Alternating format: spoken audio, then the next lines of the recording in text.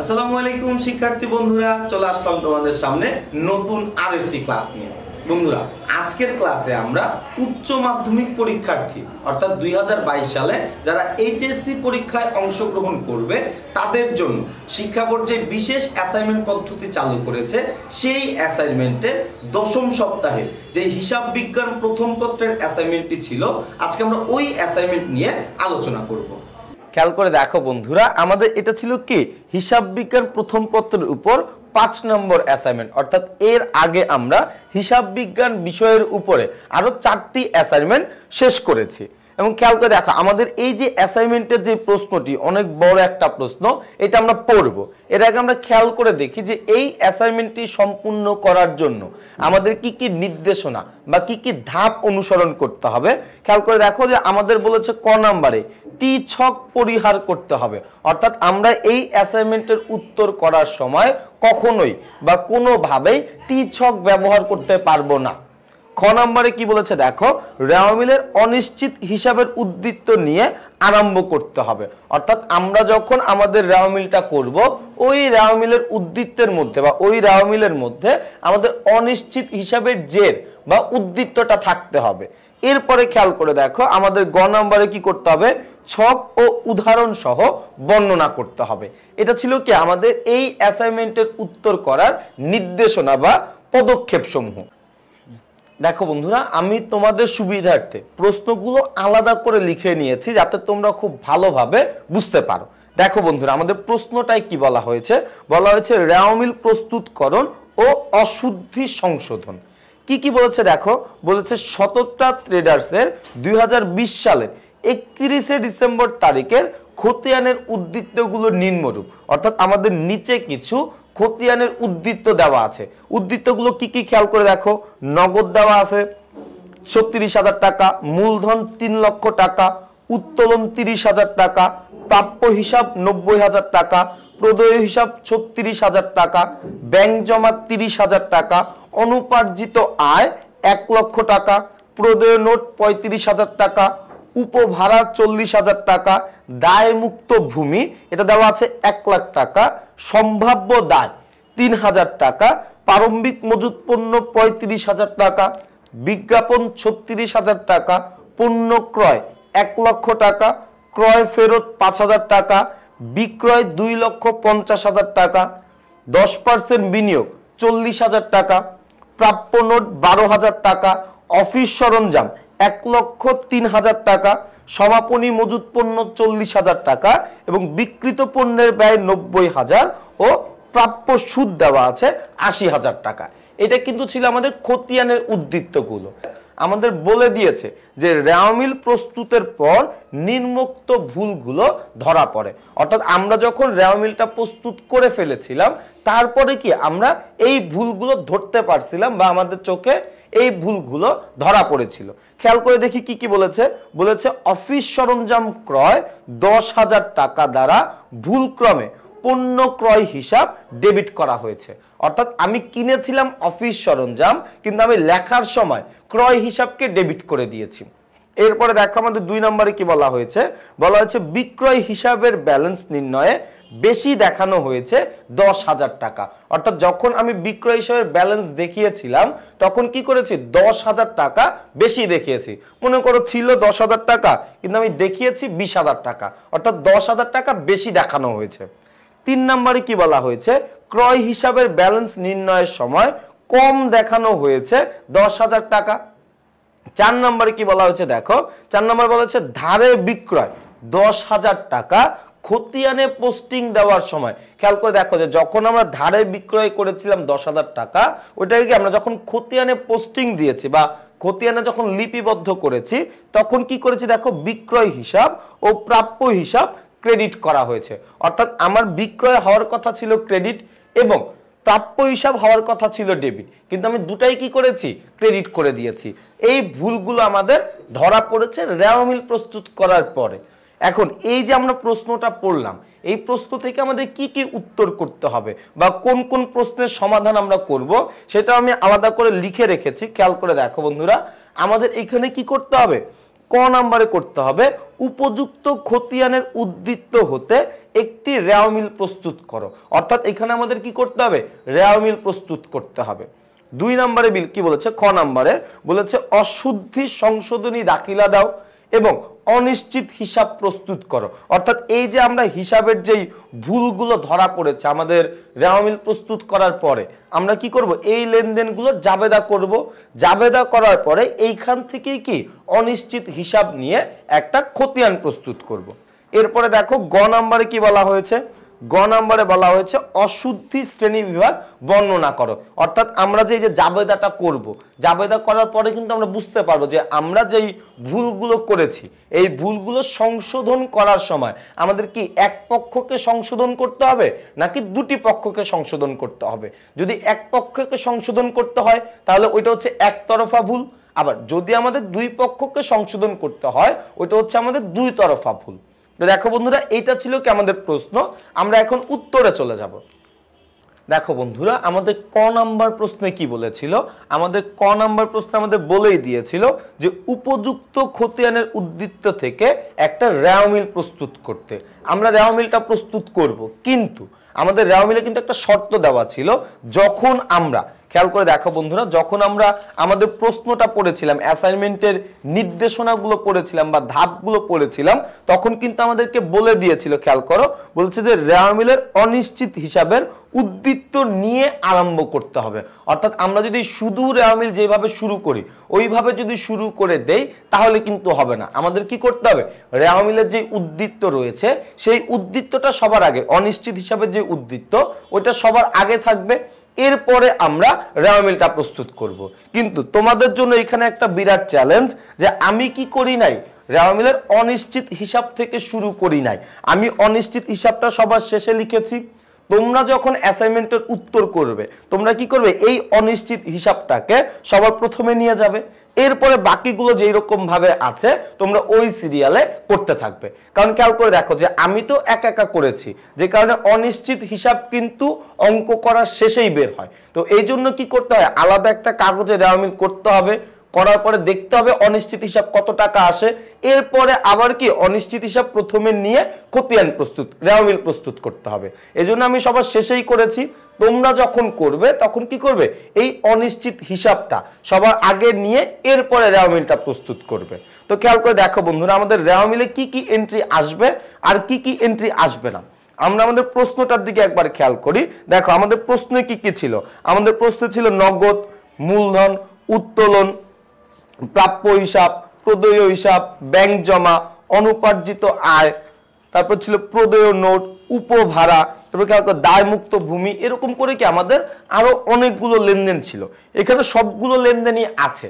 যেই যেই লেনদেনগুলো নাই বা যেই লেনদেনগুলো আসবে না, কেন আসবে না সেটা আমি তোমাদেরকে ব্যাখ্যা করে দিব। খেয়াল করে দেখো, সবার প্রথমে আমরা শুরু করি। আমরা তো ক নাম্বার থেকে অবশ্যই শুরু করব, যে ক নাম্বার প্রশ্নের উত্তর। আমাদের প্রতিষ্ঠানের নাম ছিল শতটা ট্রেডার্স, তো আমরা জন্য লিখেছি শতটা ট্রেডার্সের রেওয়া মিল।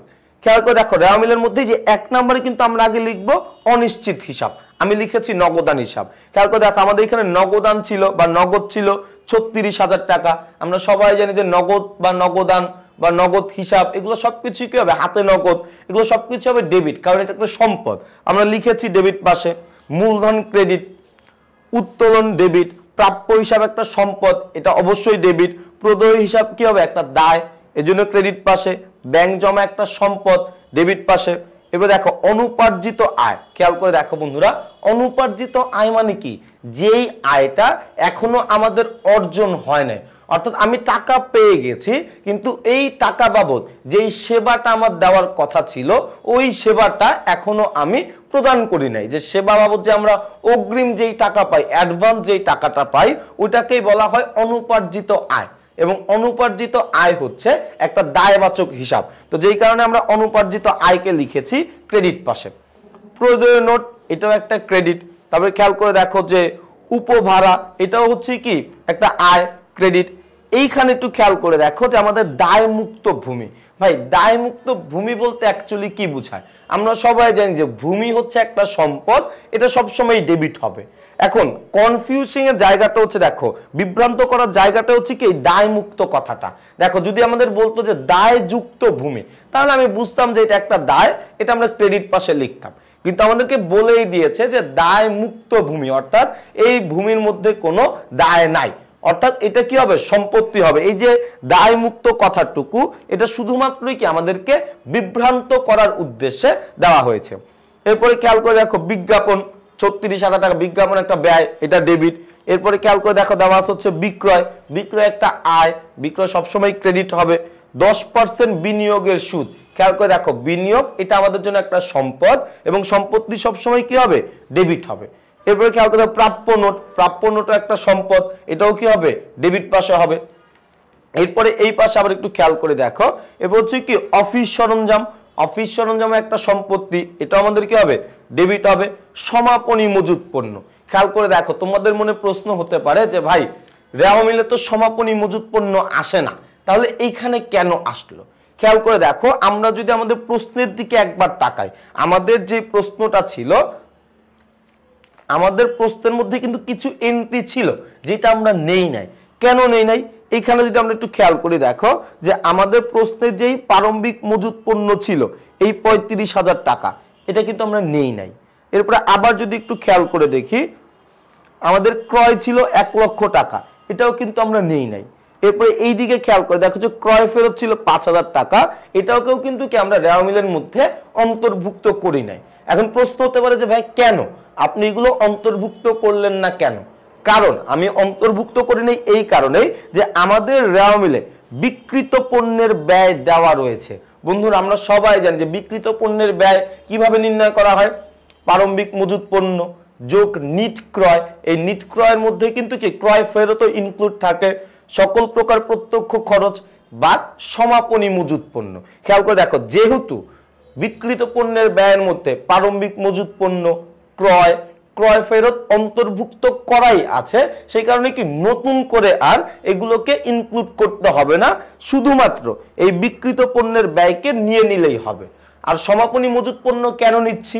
খেয়াল করে দেখো নরমালি যখন আমরা রেওয়া মিল করি তখন কিন্তু আর বিক্রিত পণ্যের ব্যয় থাকে না, তখন আমরা কি করি? প্রারম্ভিক মজুত পণ্য নেই, এরপরে কি করি? নিট ক্রয় নেই, এবং ওই প্রারম্ভিক মজুত পণ্য এবং নিট ক্রয়ের মধ্যেই কিন্তু কি আমাদের সমাপনী মজুত পণ্যটা অন্তর্ভুক্ত থাকতো। এই কারণে তখন আমরা রেওয়া মিলে সমাপনী মজুত পণ্যটা অন্তর্ভুক্ত করতাম না। কিন্তু এখন যেহেতু বিক্রিত পণ্যের ব্যয় নিচ্ছি, আর বিক্রিত পণ্যের ব্যয় বের করার নিয়মই হচ্ছে কি আমাদের প্রারম্ভিক মজুত পণ্য যোগ নিট ক্রয়, সকল প্রকার প্রত্যক্ষ খরচ বা সমাপনী মজুত পণ্য, অর্থাৎ এই বিক্রিত পণ্যের ব্যয়ের যে 90,000 টাকা রয়েছে টাকা, আর এই বিক্রিত পণ্যের ব্যয় 90,000 টাকার মধ্যে আমাদের কিন্তু সমাপনী মজুত পণ্য 40,000 টাকা অন্তর্ভুক্ত নাই। কেন নাই ভাই? আরেকবার বুঝি, খেয়াল করে দেখেন যে আমাদের বিক্রিত পণ্যের ব্যয় নির্ণয় করার সূত্র বা নিয়মটাই কিন্তু ছিল এমন যে প্রারম্ভিক মজুত পণ্য যোগ নিট ক্রয় যোগ সকল প্রকার প্রত্যক্ষ খরচ বাদ সমাপনী মজুত পণ্য। এই যে আমরা কি করি? বিক্রিত পণ্যের ব্যয় থেকে সমাপনী মজুত পণ্যটা বাদ দিয়ে দিই। তো এখন যেহেতু আমি প্রারম্ভিক মজুত পণ্য, ক্রয় এগুলা নিচ্ছি না, এগুলোর মধ্যে আমার সমাপনী মজুত পণ্য ছিল, আমি কি করেছি? বিক্রিত পণ্যের ব্যয় বের করার সময় ওইখান থেকে সমাপনী মজুত পণ্যের টাকাটা বাদ দিয়ে দিয়েছিলাম। এই জন্য এখন কি করতে হচ্ছে যে আমাদের নতুন করে সমাপনী মজুত পণ্যের টাকাটা অন্তর্ভুক্ত করতে হচ্ছে। আর আরেকটা জিনিস আমরা রেওয়া মিলে অন্তর্ভুক্ত করি নাই, সেটা হচ্ছে সম্ভাব্য দায়। আর এটা আমরা সবাই জানি যে রেওয়া মিলে সম্ভাব্য দায় কখনোই অন্তর্ভুক্ত হয় না। তাহলে এরপর আমরা খেয়াল করে দেখি বন্ধুরা, এরপর আমরা এই যে লিখলাম তাহলে সমাপনী মজুত পণ্য 40,000 টাকা, বিক্রিত পণ্যের ব্যয় যে দেওয়া ছিল 90,000 টাকা, 90,000 টাকা লিখলাম, প্রাপ্য সুদ দেওয়া আছে 8,000 টাকা, 8,000 টাকা লিখলাম। এরপরে আমরা যদি যোগ বিয়োগ করি, ক্যালকুলেশন করি, তাহলে আমরা দেখতে পাই যে ক্রেডিট পাশের জের আমাদের আসে বা ক্রেডিট পাশের উদ্বৃত্ত আমাদের আসে 6,35,000 টাকা। কিন্তু আমরা যখন ডেবিট পাশেরটা হিসাব করতে যাই তখন গিয়ে দেখি যে এই পাশটাতে আমাদের আসে হচ্ছে 6,15,000 টাকা, অর্থাৎ এই ডেবিট পাশে আমাদের কম আসে 20,000 টাকা। আর এই 20,000 টাকাই হচ্ছে কি আমাদের অনিশ্চিত হিসাব। আমি আরো একবার বলে দিচ্ছি, যখন আমরা এই প্রশ্নের উত্তরটা লিখবো অর্থাৎ অ্যাসাইনমেন্টে লিখবো, এই অনিশ্চিত হিসাব অর্থাৎ এই 19 নাম্বারটা চলে যাবে 1 নম্বরে, এরপরে সবগুলো কি এক স্টেপ করে নিচে নামতে থাকবে। অর্থাৎ এই অনিশ্চিত হিসাবটাকে আমরা শুরুতে লিখে এরপরে আমরা প্রশ্নের উত্তরটা শুরু করব। তো দেখো বন্ধুরা, আমি আশা করব আমাদের এই যে ক নম্বরের প্রশ্নটি রয়েছে যে রেওয়া মিল প্রস্তুতকরণ, এই খতিয়ানের উদ্দীপ্ত থেকে রেওয়া মিল প্রস্তুত করতে হবে, এই প্রশ্নের উত্তরটা তোমরা সবাই ভালোভাবে বুঝতে পেরেছো। এরপর দেখো বন্ধুরা, আমাদের খ নম্বর প্রশ্নে আমাদের কি বলেছে, আমাদের খ নম্বর প্রশ্নে আমাদের বলেছে যে অশুদ্ধি সংশোধনী দাখিলা দাও। অর্থাৎ এই যে এইখানে যে আমাদের বলেছিল যে আমরা রেওয়া মিল প্রস্তুত করার পরে কিছু ভুল পেয়েছিলাম, যে এই ভুলগুলো আমাদের ধরা পড়েছে, এই ভুলগুলোর কি করতে হবে, একটা জাবেদা দাখিলা দিতে হবে। এবং এই জাবেদা দাখিলা দেওয়ার পরে এরপরে দেখো কি করতে হবে, এরপরে ওইখান থেকে অনিশ্চিত হিসাব প্রস্তুত করতে হবে। দেখো আমরা আগে জাবেদাটা শেখার চেষ্টা করি। আমাদের এখানে জাবেদাটা আমরা লিখে নিয়েছি। প্রথম লেনদেনটা আমরা খেয়াল করি, প্রথম ভুলটা খেয়াল করি যে প্রথমে আমরা কি ভুল করেছিলাম। প্রথমে আমরা অফিস সরঞ্জাম ক্রয় 10,000 টাকা দ্বারা ভুল ক্রমে পণ্য ক্রয় হিসাবে ডেবিট করা হয়েছে। অর্থাৎ খেয়াল করে দেখো যে আমরা অফিস সরঞ্জাম কিনেছিলাম, এবং খেয়াল করে দেখো অফিস সরঞ্জাম, যখন আমরা একটা অফিস সরঞ্জাম কিনি ওটা জাবেদা হওয়ার কথা ছিল কি অ্যাকচুয়ালি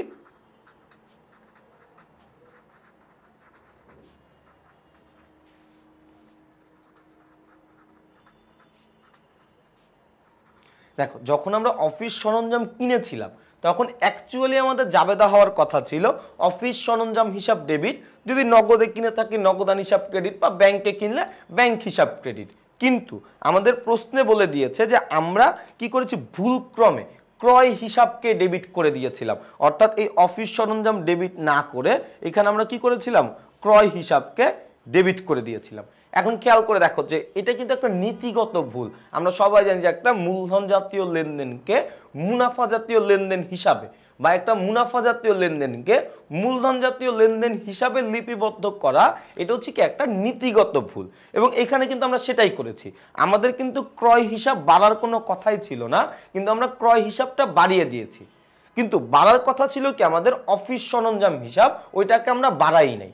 এখন যেহেতু আমরা একটা ভুল করেই ফেলেছি, এখন এর সংশোধন কি হবে চিন্তা করে দেখো যে আমরা ক্রয় হিসাবটাকে অহেতুক বাড়িয়ে দিয়েছিলাম বা বৃদ্ধি ঘটাইছিলাম, এটার কিন্তু কোনো দরকার নাই। এজন্য আমরা এখানে কি করব, ক্রয় হিসাব ক্রেডিট। কারণ আমার এই আসবাবপত্র বা এই অফিস সরঞ্জাম ক্রয় করার ফলে অ্যাকচুয়ালি কি আমার ক্রয় হিসাব বৃদ্ধি পায় না, এজন্য ক্রয় হিসাব ক্রেডিট হবে। আবার যেহেতু আমি অফিস সরঞ্জাম কিনেছিলাম, অফিস সরঞ্জামকেই বাড়ানোর কথা ছিল কিন্তু আমি ভুল করে বাড়াই নাই, এখন যেহেতু ভুলটা ঠিক করতেছি এই জন্য আমরা কি করব, অফিস সরঞ্জাম হিসাব ডেবিট করে দিব। তাহলে খেয়াল করে দেখো যে আমাদের এই যে 1 নম্বর লেনদেনটা, এটা জাবেদা কি হবে, সংশোধনী জাবেদা, অফিস সরঞ্জাম হিসাব ডেবিট আর ক্রয় হিসাব ক্রেডিট। এরপরে আমরা 2 নম্বরে দেখি। 2 নম্বরে বলা হয়েছে বিক্রয় হিসাবের ব্যালেন্স নির্ণয়ে বেশি দেখানো হয়েছে 10,000 টাকা। অর্থাৎ যখন আমরা বিক্রয় হিসাবের ব্যালেন্স দেখাইছিলাম, শো করছিলাম, লিখেছিলাম, তখন আমরা কি করেছি, বিক্রয় হিসাব হিসাবে 10,000 টাকা বেশি দেখানো হয়েছে। এন্ড আমরা সবাই জানি বিক্রয় হিসাব ক্রেডিট, তার মানে কি আমি 10,000 টাকা ক্রেডিট করেছিলাম অতিরিক্ত। এখন যদি আমি ভুলটা সংশোধন করতে চাই তাহলে আমাদের কি করতে হবে, এই 10,000 টাকা কমিয়ে ফেলতে হবে। এবং বিক্রয় হিসাব যদি ক্রেডিট হলে বৃদ্ধি পায়, তাহলে কি বিক্রয় হিসাব যদি আমরা ডেবিট করে দিই তাহলে বিক্রয় হিসাব কমে যাবে। এজন্য আমরা লিখেছি বিক্রয় হিসাব ডেবিট। আর খেয়াল করে দেখো এইটার সাথে কিন্তু, এই ভুলটার সাথে কিন্তু আমরা অন্য কোনো পক্ষকে জড়াতে পারছি না, কারণ এটা একটা একতরফা ভুল। এই জন্য এখানে আমরা কি লিখবো, অনিশ্চিত হিসাব ক্রেডিট 10,000 টাকা 10,000 টাকা। 3 নম্বরে আমরা আসি। দেখো 3 নম্বরে কি করা হয়েছে, 3 নম্বরে ক্রয় হিসাবের ব্যালেন্স নির্ণয়ে কম দেখানো হয়েছে 10,000 টাকা। আমি বিক্রয় হিসাবের সময় আমরা কি করেছিলাম, বিক্রয় হিসাবে ব্যালেন্স বেশি দেখিয়েছিলাম, কিন্তু 3 নম্বর লেনদেনটা বা 3 নম্বর ভুলটা আমরা কি করেছি, এইখানে আমরা ভুলটা করেছি যে আমাদের ক্রয় হিসাবে যখন ব্যালেন্স দেখানো হয়েছিল বা উদ্ধৃত দেখানো হয়েছিল তখন আমরা 10,000 টাকা কম দেখিয়েছি। তার মানে কি এই 10,000 টাকা এখন বাড়িয়ে ফেলতে হবে। এজন্য আমরা লিখলাম যে ক্রয় হিসাব ডেবিট 10,000 টাকা। এখন এটাও কিন্তু একটা একতরফা ভুল, অর্থাৎ এই ভুলের সাথে আমরা কিন্তু অন্য কাউকে আর টানাটানি করতে পারবো না। এই জন্য এটা কি হবে, অনিশ্চিত হিসাব ক্রেডিট। কত টাকার লেনদেন ছিল, 10,000 টাকার, তাহলে ডেবিট পাশেও 10,000, ক্রেডিট পাশেও কত, 10,000 টাকা। লাস্ট লেনদেনটা খেয়াল করি, এটা খুবই গুরুত্বপূর্ণ এবং এটা একটু ক্রিটিক্যাল বলা যাইতে পারে। খেয়াল করে দেখো, বলা হয়েছে ধারে বিক্রয় 10,000 টাকা। ভালো কথা, এই যে ধারে বিক্রয় 10,000 টাকা, এটা জাবেদা হওয়ার কথা ছিল কি? দেখো বন্ধুরা, আমরা যদি কোনো কারণে ধারে পণ্য বিক্রয় করি, ওটা জাবেদা আমরা কি দিই, দেনাদার বা প্রাপ্য হিসাব।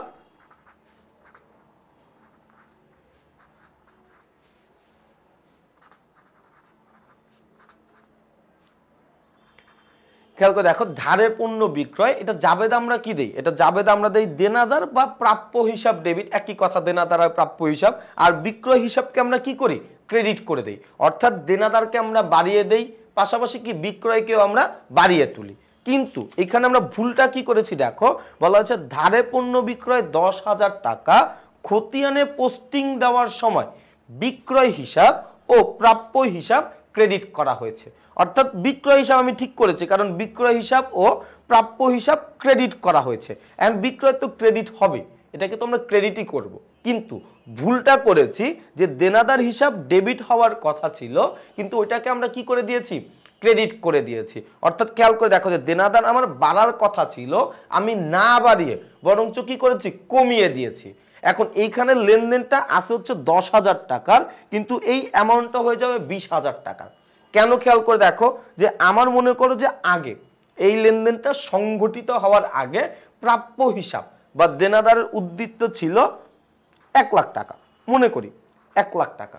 এখন এই যে এই লেনদেনটা সংগঠিত হওয়ার পরে আমার দেনাদার হিসাব 10,000 টাকা বেড়ে হওয়ার কথা ছিল কত, 1,10,000 টাকা। কিন্তু আমি কি করলাম, আমি 1,10,000 টাকা না করে এই যে দেনাদার হিসাবকে খেয়াল করে দেখো যে প্রাপ্য হিসাবকে ক্রেডিট করে দিয়েছে, অর্থাৎ আরো 10,000 টাকা কমিয়ে দিয়েছে। অর্থাৎ এই 1 লাখ টাকাকে 1,10,000 টাকা না করে আমি কি করেছিলাম, 90,000 টাকা বানিয়ে দিয়েছিলাম। তার মানে কি দেখো, 90 থেকে 1,10,000-এ আসতে আমার কিন্তু 20,000 টাকা লাগে, অর্থাৎ এই লেনদেনটা হবে কি 20,000 টাকার। আর অশুদ্ধি এটা সংশোধনী কি হবে, এটা সংশোধন হবে প্রাপ্য হিসাব ডেবিট, কারণ প্রাপ্য হিসাবকে আমি কম দেখিয়েছিলাম, এখন বেশি দেখাতে হবে, বাড়িয়ে ফেলতে হবে। এবং এটা যেহেতু একতরফা ভুল, এই ভুলের সাথে আমরা অন্য কোনো পক্ষকে টানাটানি করতে পারবো না, এই জন্য কি হবে ভাই, অনিশ্চিত হিসাব ক্রেডিট 20,000 টাকা। কেন 20,000 টাকা, খেয়াল করে দেখো বন্ধুরা, আরো একবার বলতেছি, আমাদের লেনদেন ছিল 10,000 টাকার, কিন্তু এই যে আমি যে বিক্রয় দেনাদার হিসাবকে কম দেখিয়েছিলাম, একটা জিনিস এরকম বেড়ে যাওয়ার কথা ছিল, ওইটাকে আমরা না বাড়িয়ে কি করেছি, বরং আরো কমিয়ে দিয়েছি। এখন যদি বাড়াতে চাই, যতটুকু কমিয়েছি ততটুকুও বাড়াতে হবে, এর পাশাপাশি সে যতটুকু বৃদ্ধি পেত ততটুকুও বাড়াতে হবে। যেমন এখানে আমি বললাম যে যদি 1 লাখ টাকা উদ্বৃত্ত থাকতো এই লেনদেনটা সংগঠিত হওয়ার আগ পর্যন্ত, এখন যদি এই লেনদেনটা সংগঠিত হয়, সাধারণ নিয়মে হওয়ার কথা ছিল 1,10,000 টাকা, কিন্তু আমি ভুল করে কি করেছি, ওইটাকে 90,000 টাকা করে দিয়েছি। তার মানে কি, এটাকে যদি এই 90,000 টাকা থেকে যদি আমি 1,10,000 টাকা পর্যন্ত যেতে চাই, তাহলে কিন্তু আমার 20,000 টাকাই লাগবে। অর্থাৎ এই লেনদেনটার টাকার অঙ্ক হবে বা এই জাবেদাটার টাকার অঙ্কই কিন্তু হবে 20,000 টাকা। আমি আশা করব এই যে সংশোধনী জাবেদা, এটা তোমরা সবাই খুবই ভালোভাবে বুঝতে পেরেছো। এবার দেখো, আমাদের খ নাম্বার প্রশ্নটা কিন্তু এখনো শেষ হয় নাই, কারণ খেয়াল করে দেখো, খ নাম্বার প্রশ্নে আমাদের কি বলেছিল, আমাদের খ নাম্বার প্রশ্নে আমাদের বলেই ছিল যে অশুদ্ধি সংশোধনী দাখিলা দাও এবং অনিশ্চিত হিসাব প্রস্তুত করো। এবং আমাদের প্রশ্নে কিন্তু বলেই দিয়েছিল, যখন আমরা নির্দেশনা বা ধাপগুলো পড়েছিলাম, তখন আমাদের প্রথমেই বলে দিয়েছিল যে টি ছক পরিহার করতে হবে, অর্থাৎ টি ছক ব্যবহার করা যাবে না যখন আমরা কোনো খতিয়ান প্রস্তুত করব বা হিসাব প্রস্তুত করব। এই জন্য আমরা হিসাবটা প্রস্তুত করেছি চলমান জেড ছকে। এখন এই যে খতিয়ানটা প্রস্তুত করেছি, এটা কিসের ভিত্তিতে করেছি, এটা আমরা করেছি যে এই যে কিছুক্ষণ আগে আমরা যে একটা জাবেদা করলাম, অশুদ্ধি সংশোধনী দাখিলা একটা যে জাবেদা করলাম, এই জাবেদার ভিত্তিতে আমরা কি করব, এখানে খতিয়ানগুলো করব। এখন খেয়াল করে দেখো, খতিয়ান করার আগে আমাদের বলেছে অনিশ্চিত হিসাব করতে, ভালো কথা। এখন এই যে অনিশ্চিত হিসাবের আমাদের কিন্তু একটা ব্যালেন্স বা একটা জের কিন্তু ছিল, কারণ আমরা যখন রেওয়া মিল করেছিলাম আমাদের রেওয়া মিলে কিন্তু অনিশ্চিত হিসাবের উদ্ধৃত ছিল 20,000 টাকা, আর ওইটাই কিন্তু হচ্ছে কি আমাদের ব্যালেন্স বিডি, বা আমরা বলতে পারি যে এই যে অনিশ্চিত হিসাবের প্রারম্ভিক উদ্ধৃত। তো ওইটা আগে আমরা লিখে নিব। এই যে আমরা লিখে নিলাম ব্যালেন্স বিডি 20,000 টাকা। এই 20,000 টাকা কোথা থেকে এসেছে? এটা আমাদের যে রেওয়া মিলের যে অনিশ্চিত হিসাব ছিল ওইখান থেকে আমরা নিয়ে এসেছি। এরপরে খেয়াল করে দেখো, এরপর হচ্ছে কি বিক্রয় হিসাব। আমরা জাবেদাগুলো দেখে দেখে করি তাহলে আমাদের জন্য সুবিধা হবে। দেখো প্রথম যে জাবেদাটা আছে অফিস সরঞ্জাম হিসাব আর কি ক্রয় হিসাব, এটা আসবে না, কারণ আমরা জানি যে আমরা যখন খতিয়ান প্রস্তুত করব, আমরা যেই হিসাবের খতিয়ান প্রস্তুত করব, যেই লেনদেনের জাবেদা করতে গেলে ওই হিসাবটা থাকবে। অর্থাৎ আমরা যেহেতু অনিশ্চিত হিসাবের খতিয়ান করতেছি, তো আমরা যেই লেনদেনগুলোর জাবেদা বিশ্লেষণ করলে বা জাবেদা করলে অনিশ্চিত হিসাব পাবো, আমরা শুধুমাত্র ওই লেনদেনগুলোকে নিয়েই অনিশ্চিত হিসাবের খতিয়ান প্রস্তুত করতে পারবো। তো আমরা যদি এই যে প্রথমটা খেয়াল করি, এখানে বলা আছে অফিস সরঞ্জাম হিসাব আর হচ্ছে কি ক্রয় হিসাব। খেয়াল করে দেখো এখানে কিন্তু অনিশ্চিত হিসাব নাই। যেহেতু এখানে অনিশ্চিত হিসাব নাই সেহেতু কি এখানে আমরা কি করতে পারবো না ভাই, এইখান থেকে কোনো লেনদেনকে অনিশ্চিত হিসাবের খতিয়ানে নিতে পারবো না। এরপরের লেনদেনটা আমরা দেখি, খেয়াল করে দেখো এরপরে বলা আছে বিক্রয় হিসাব ডেবিট, অনিশ্চিত হিসাব ক্রেডিট। এই যে আমরা এখানে অনিশ্চিত হিসাব পেলাম, এখন খতিয়ানে লিপিবদ্ধ করার নিয়ম কি? আমরা যেই হিসাবের খতিয়ান করতেছি আমরা ছকের মধ্যে কোথাও ওই হিসাবের নাম লিখতে পারবো না। তাহলে কি লিখতে হবে? তার অপোজিট হিসাবটার নাম। তার মানে কি এই অনিশ্চিত হিসাব এটার অপোজিট বা উল্টা হিসাবটা কি আছে? সেটা আছে হচ্ছে আমাদের বিক্রয় হিসাব। তাহলে কি আমরা লিখবো বিক্রয় হিসাব নামে, কিন্তু কোন পাশে লিখবো? ক্রেডিট পাশে লিখবো। তো আমরা কিন্তু ওইটাই করেছি। খেয়াল করে দেখো যে আমরা লিখেছি বিক্রয় হিসাব, কিন্তু কোন পাশে লিখেছি? ক্রেডিট পাশে লিখেছি। এবং ব্যালেন্স নির্ণয় করার সময় বা জেড নির্ণয় করার সময় আমরা সবাই জানি যে চলমান জেড ছক এটা আমাদেরকে কি করে? প্রত্যেকটা লেনদেনের সাথে সাথেই আমাদের উদ্ধৃত প্রকাশ করে বা আমাদের জেরকে প্রকাশ করে। এখানে খেয়াল করে দেখো যে এই আগের ব্যালেন্স ছিল 20,000, এখন আবার এই যে ক্রেডিট ব্যালেন্স আছে কত? ক্রেডিট জেড নতুন করে আসলো 10,000। এই 20,000 আর 10,000 যোগ বিয়োগ করলে আমাদের এখানে চলে আসবে কি 10,000। খেয়াল করে দেখবা আমাদের এই ব্যালেন্সটা আমরা কিভাবে নির্ণয় করব। যখন খতিয়ান করব আমাদের মনে রাখতে হবে যখন ডেবিট ডেবিট হবে, খেয়াল করে দেখো যে ডেবিট ডেবিট তাহলে যোগ হবে। অর্থাৎ আমাদের জেরো ডেবিট, আমরা নতুন যেই টাকার অঙ্ক পেলাম এটাও ডেবিট, তাহলে যোগ হবে। বা মনে করো আমাদের আছে হচ্ছে ডেবিট ক্রেডিট, অর্থাৎ আমাদের জের রয়েছে ডেবিট পাশে কিন্তু নতুন যেই লেনদেনটা আমরা পেলাম ওইটার টাকার অঙ্ক বসে ক্রেডিট পাশে। যদি এরকম ডেবিট ক্রেডিট হয় তাহলে এটা বিয়োগ হবে। আবার যদি এরকম হয় যে ক্রেডিট ক্রেডিট, অর্থাৎ আমাদের ব্যালেন্স ছিল ক্রেডিট পাশে, আমরা নতুন করে যেই জেটটা পেলাম বা নতুন করে যেই লেনদেনের টাকাটা পেলাম ওই লেনদেনটা আছেও ক্রেডিট পাশে, তাহলেও কি হবে? এটা যোগ করতে হবে। অর্থাৎ যদি সমজাতীয় হয়, একই পাশের লেনদেন হয় তাহলে যোগ করব। আর যদি বিপরীত পাশে একটা ডেবিট একটা ক্রেডিট বা একটা ক্রেডিট একটা ডেবিট এরকম যদি হয় তাহলে আমরা বিয়োগ করে দিব। অর্থাৎ এইখানে দেখো আমাদের জের ছিল ডেবিট পাশে কিন্তু নতুন যেই উদ্ধৃতটা আমরা পেলাম সেটা আছে ক্রেডিট পাশে, তাহলে ডেবিট ক্রেডিট বিয়োগ করলাম কত আসে? 10,000 টাকা। এরপরের লেনদেনটা আমরা দেখি। এরপরে জাবেদা করলে আমরা কি পেয়েছিলাম? আমরা পেয়েছিলাম ক্রয় হিসাব ডেবিট আর অনিশ্চিত হিসাব ক্রেডিট।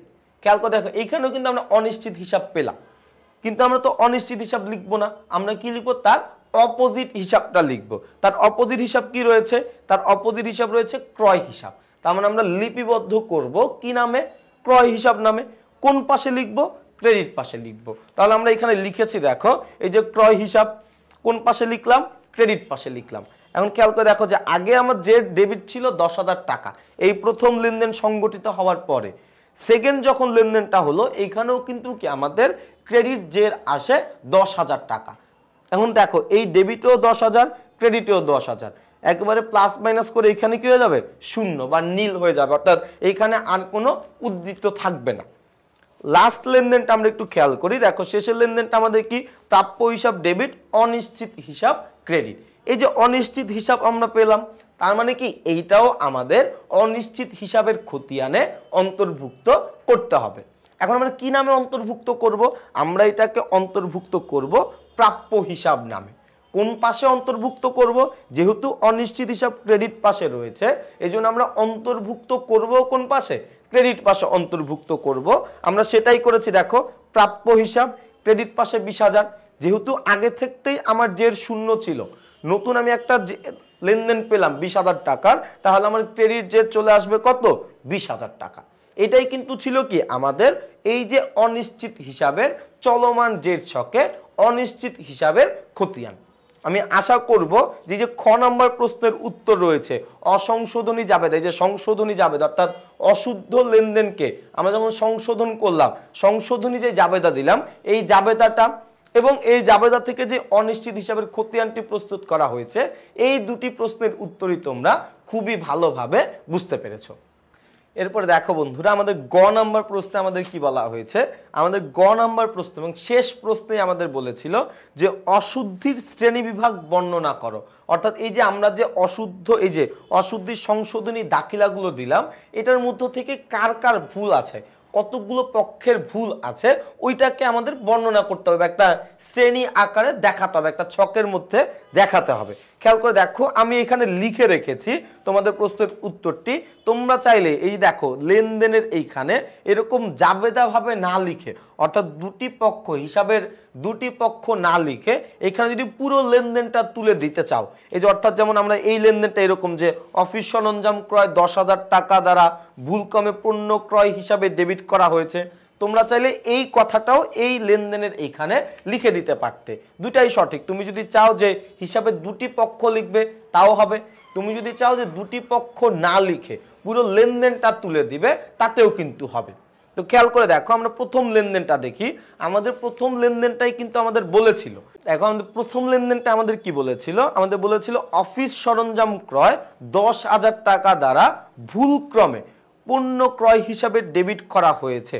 তাহলে খেয়াল করে দেখো, এটার জাবেদা আমরা কি করেছিলাম, এটা জাবেদা আমরা করেছিলাম অফিস সরঞ্জাম হিসাব ডেবিট এবং ক্রয় হিসাব ক্রেডিট। কেন? কারণ আমার অফিস সরঞ্জাম বৃদ্ধি করার কথা ছিল, কিন্তু আমি ভুল করে ক্রয় হিসাবকে বৃদ্ধি করেছিলাম। এখন সংশোধনীতে এসে আমরা কি করেছি, ক্রয় হিসাবকে কমিয়ে দিয়েছি, কারণ এটা আমরা অহেতুক বাড়াইছিলাম। এরপর আমরা কি করেছি, অফিস সরঞ্জাম যেহেতু বৃদ্ধি পাওয়ার কথা ছিল, আমরা অফিস সরঞ্জামকে বৃদ্ধি করে দিয়েছি। এখন এখানে খেয়াল করে দেখো, এখানে কিন্তু আমরা কাজ করেছি দুটি পক্ষকে নিয়ে, অর্থাৎ ক্রয় হিসাবকে নিয়েও কাজ করেছি এবং পাশাপাশি কি অফিস সরঞ্জামকে নিয়েও কাজ করেছি। এখন যেহেতু এই ভুলের সাথে দুটি পক্ষ জড়িত, এই জন্য এটাকে আমরা বলবো দুতরফা ভুল। এটা কিন্তু আবার ওই হিসাব বিজ্ঞানের দুতরফা দাখিলা পদ্ধতি ওই রকম কিছু না। যেহেতু এই ভুলের সাথে হিসাবে দুটি পক্ষ জড়িত ছিল, এই কারণে এটাকে আমরা বলছি দুতরফা ভুল।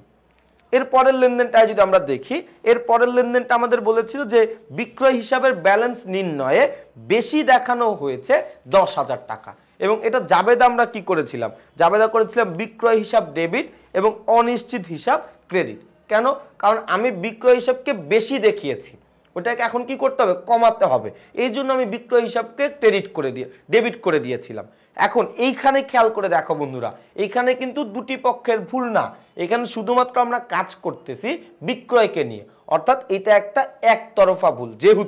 যেহেতু এই ভুলের সাথে একটা পক্ষ জড়িত, এই জন্য এটাকে আমরা কি বলবো, একতরফা ভুল বলবো। এরপরের লেনদেনটা আমরা যদি দেখি, এরপরের লেনদেনটা আমাদের বলেছে যে পণ্য ক্রয় হিসাবের ব্যালেন্স নির্ণয়ে কম দেখানো হয়েছে 10,000 টাকা, অর্থাৎ ক্রয় হিসাব না বাড়িয়ে আমরা কি করেছিলাম, কম দেখিয়েছিলাম 10,000 টাকা। এখন আমরা বাড়িয়ে যদি দেই, তাহলে খেয়াল করে দেখো, আমরা জাবেদা কি দিয়েছিলাম, ক্রয় হিসাব ডেবিট অনিশ্চিত হিসাব ক্রেডিট। খেয়াল করে দেখো, ক্রয় হিসাব ডেবিট অনিশ্চিত হিসাব ক্রেডিট। কেন? কারণ ক্রয় হিসাব আমি কম দেখিয়েছি, এটাকে কি করতে হবে, এখন বেশি দেখাতে হবে, এটাকে এখন বাড়িয়ে দিলাম। তাহলে এখানে কি হয়ে যায়, খেয়াল করে দেখো, এখানে কিন্তু আমরা কাজ করছি শুধুমাত্র একটা পক্ষকে নিয়ে, ক্রয় হিসাবকে নিয়ে। যেহেতু এই ভুলের সাথে একটা পক্ষ জড়িত, এই কারণে এটাকে আমরা বলবো একতরফা ভুল। সর্বশেষ লেনদেনটা যদি আমরা খেয়াল করি, সর্বশেষ লেনদেন আমাদের কি বলেছে, ধারে বিক্রয় 10,000 টাকা, খতিয়ানে পোস্টিং দেওয়ার সময় বিক্রয় হিসাব ও প্রাপ্য হিসাব ক্রেডিট করা হয়েছে। অর্থাৎ দেনাদার বা প্রাপ্য হিসাব আমার ডেবিট না করে আমি কি করেছিলাম, ক্রেডিট করে দিয়েছিলাম। ওটাকে যখন সংশোধন করলাম তখন আমরা কি করলাম, প্রাপ্য হিসাব ডেবিট আর কি অবশ্যই অনিশ্চিত হিসাবকে আমরা কি করেছি, ক্রেডিট করেছি। খেয়াল করে দেখো বন্ধুরা, এইখানেও কিন্তু এই ভুলের সাথে শুধুমাত্র প্রাপ্য হিসাব জড়িত, একটা পক্ষ জড়িত। যেই ভুলের সাথে একটা পক্ষ জড়িত থাকবে ওই ভুলটাকে আমরা বলবো একতরফা ভুল, অর্থাৎ এইখানেও কি হবে, এইটা একতরফা ভুল হবে। দেখো বন্ধুরা, এটাই ছিল কি আমাদের উচ্চ মাধ্যমিক 2022 শিক্ষার্থীদের জন্য হিসাব বিজ্ঞান প্রথম পত্রের 10ম সপ্তাহের অ্যাসাইনমেন্টের সমাধান। পরবর্তী ক্লাসে তোমাদের সাথে দেখা হবে নতুন কোনো অ্যাসাইনমেন্ট নিয়ে। ততদিন পর্যন্ত সবাই ভালো থাকবা, সুস্থ থাকবা। আসসালামু আলাইকুম।